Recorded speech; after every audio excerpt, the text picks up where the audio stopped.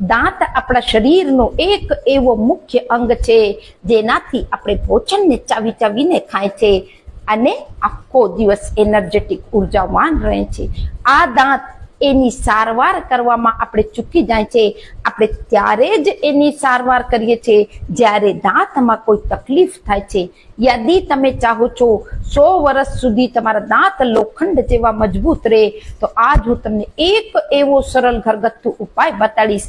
ના બ્રશ ના પેસ્ટ, 100 વર્ષ સુધી દાંત તમારા લોખંડ જેવા મજબૂત રહેશે.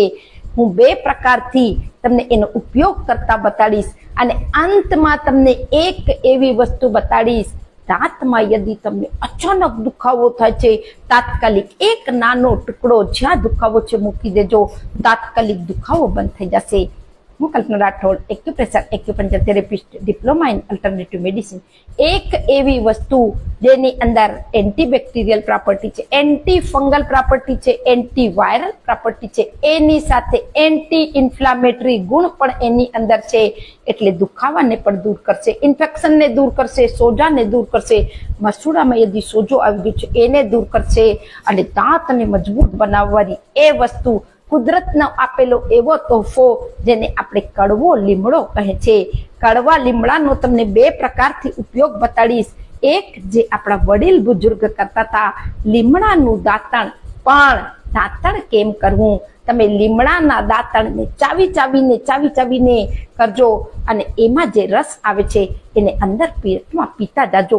કારણ કે ઇન્ટરનલ પણ એ સફાઈ કરશે, લોહીની બ્લડની પ્યુરિફાઈ કરશે, ઇન્ટરનલ જે બેક્ટેરિયા હશે એને પણ ખતમ કરશે અને દાંતમાં જે લાગેલા તમારા મસૂડામાં સોજો આવી ગયો છે, કીડો થઈ ગયો છે, કાળું પડું છે, ઝંઝનાહટ છે, ઠનક લાગે છે, પેઢામાં દુખાવો થાય છે, પેઢાથી બ્લડ જાય છે, એ બધી શિકાયતને પણ આ દાંતણ કરવાથી દૂર કરી શકો છો. બીજો એક ઉપાય, તમે કડવા લીમડાના પાન લઈ લેજો, પાનને તમે છાયામાં અંદર સુખાવી દેજો. 8 દિવસમાં એ ડ્રાય ખખડિયા થઈ જશે અને એનો તમને પાવડર કરવો છે. અને ફોરેનમાં કડવા લીમડાનો પાવડર રેડીમેડ મળી જાય છે. હવે કેમ એની રેમેડી તૈયાર કરવી?